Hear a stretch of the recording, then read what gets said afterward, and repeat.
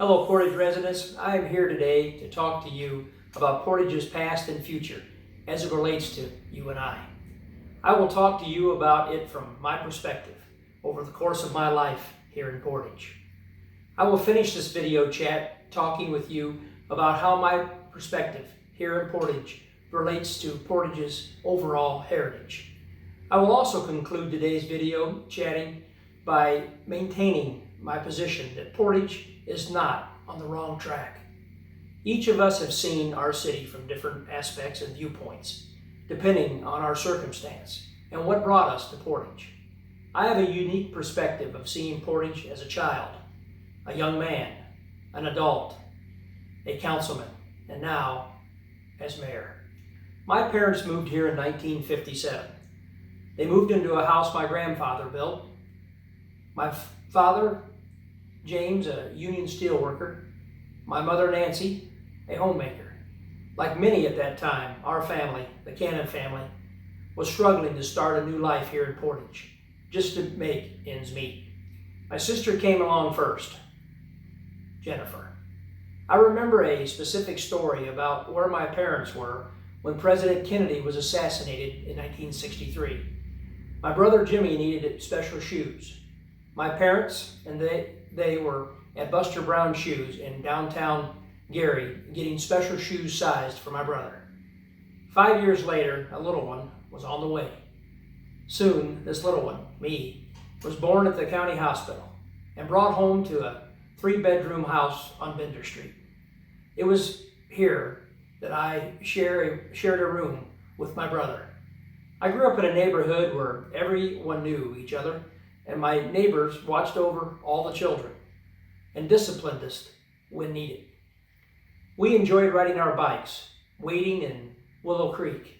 We enjoyed playing baseball in the summer until the streetlights came on. That was our cue. It was time to come home for the day. We were tucked into bed after saying our prayers to wake up and do it all over again. I attended Meyer Elementary School, then Fagley Middle School, then Portage High School. It was at Portage High School where I was junior and senior class president. I have touched on just a few good and bad points today because I, like many others, have seen Portage during the bad times and the good times. I have not only seen labor strikes, layoffs, and steel mill closures throughout my childhood and adult life here in Portage. When the steel maker LTV closed its doors and his pension fund failed to adequately fund retirees, my dad was among those victims. One central point I have learned for certain is Portage always bounces back. I have seen Portage as a child. I've also seen Portage as a young man, an adult, a city councilman, and now mayor. Yes, Portage has been off course, but our residents, we have been strong. We have been resilient. We are strong and resilient because we are hardworking. We, you, me, and all of us, we have brought Portage back time and time again. I've seen this city roll up our sleeves and go back to work. We have grown to become the 3rd largest city in Northwest Indiana and the biggest in Porter County. To me, our city has a huge presence in the state of Indiana. We have never been limited to what others have said was impossible. We have Portage pride, and we are generous. We have sent mutual aid such as snowplows, our street department crews, and fire and police during times of crisis to our neighboring communities. They, of course, have done the same for us. Yes, we have been wrong at times, and we have made mistakes, but never has Portage been unkind. We're always reaching and working toward a better tomorrow. I said earlier we would talk about heritage. One definition of the word heritage is something transmitted by or acquired from the predecessor. Something possessed as a result of one's natural situation or birth. Some folks, such as my family, the Cannon family, have moved to Portage to start a new life. With such a rich history and heritage, there is not a question. We have room enough to expand our arms.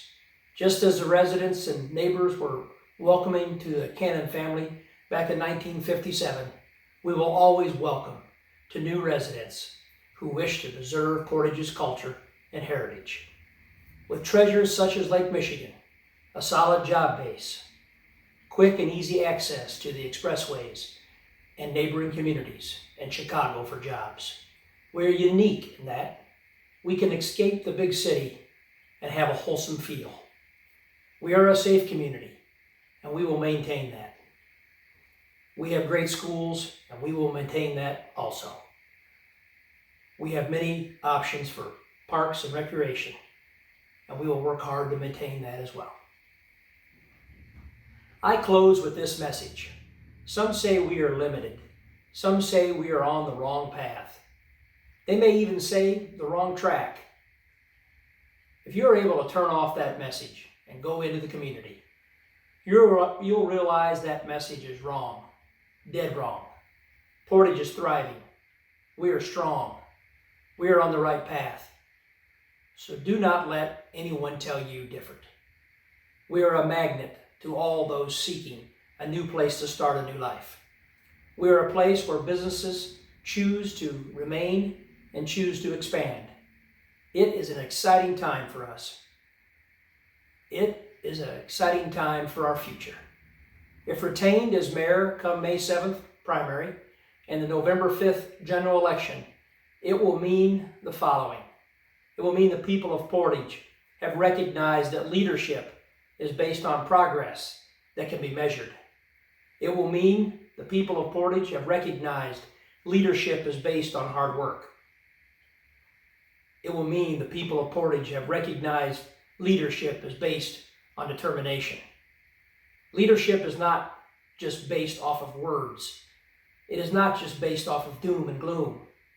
If retained as mayor come May 7th primary and the November 5th general election, it will mean goals can be obtained. I became mayor under extraordinary circumstances, never realized by Portage residents. In my full-time job as your mayor, I will continue to be transparent, open, honest, passionate. History records that Portage has struggled for an identity.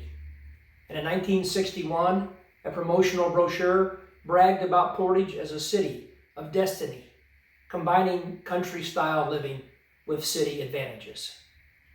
Kind of sounds familiar, doesn't it? Thanks for watching.